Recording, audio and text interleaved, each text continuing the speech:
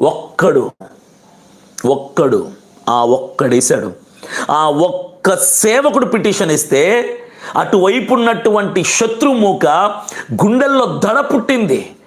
ఈ కేసు వేసిన వాడు మహాజ్ఞానవంతుడు, వీడితో పెట్టుకుంటే మనం ఓడిపోతాంరా, ఇలాంటోడు బతికున్నాడంటే మనం అనుకున్నది జరగదు, మత మార్పిడిని ఆపే ప్రయత్నం ఓడిపోతాం, విఫలమైపోతుంది. కాబట్టి ఇలాంటోడిని లేపేస్తే ఇంకా క్రైస్తవులందరూ ఉన్న పెద్ద సేవకులందరూ డబ్బు దోచుకుంటంలో బిజీగా ఉన్నారు. కానీ ఎవడేస్తాడు మన మీద కేసు, ఎవడాపుతాడు మనం చేసేటువంటి ఈ మత మార్పిడి నిరోధక చట్టాన్ని అని ఉన్న ఒక్కగానొక్క దమ్మున్న మగాడైన సేవకుణ్ణి చంపిపడేశారు. ఒక్క సేవకుని చంపిపడేశారు. సిగ్గులేని క్రైస్తవులు, సిగ్గులేని సేవకులు ఈరోజు వాళ్ళ చర్చిలో వాళ్ళు మైకులు పట్టుకుని ఎగిరెగిరి వాక్యాలు చెప్పుకుంటున్నారు. చచ్చిపోయిన సేవకుడు తాగి చచ్చిపోయాడని మాట్లాడుతుంటే నోరు మూసుకొని కూర్చున్నారు. ఈరోజు ప్రవీణ్ పగడాల గారు బతికుండుంటే ఈరోజు కేసు హియరింగ్కి వచ్చింది, కేసు అటెండ్ అవ్వాల్సి వచ్చింది.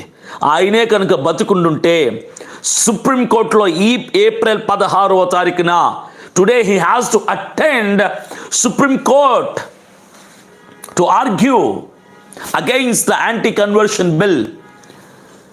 మతమార్పిడి నిరోధక చట్టానికి ఆయన వ్యతిరేకంగా వాదించడానికి సిద్ధపడేవాడు, ఈరోజు అటెండ్ అయ్యేవాడు, ఈరోజు గెలిచేవాడు, ఈరోజు భారతీయుల క్రైస్తవులందరినీ తలెత్తుకునేలాగా చేసేవాడు ఈరోజు. అందుకు ఆయన లేపేశారు, అందుకు ఆయన్ని చంపారు. క్రైస్తవులలో సేవకులో ఒక్కగానొక్క మగాడుంటే ఆ మగతనాన్ని లేకుండా, ఆ మగాన్ని లేకుండా లేపేశారు. మిగిలిన వాళ్ళందరూ ఆడంగుళ్ళు కదా అని ఆ ఒక్కగానొక్క మగాన్ని లేపేస్తే నిజంగా మిగిలిన పెద్ద సేవకులందరూ ఆడంగులలాగా బతుకుతున్నారు. ఇప్పుడు ఏమంటే ప్రార్థన చేద్దాం, మౌనంగా ఉందాం, దేవుడు చూసుకుంటాడు. ఏ ప్రవీణ్ గారికి తెలియదా దేవుడు చూసుకుంటాడని?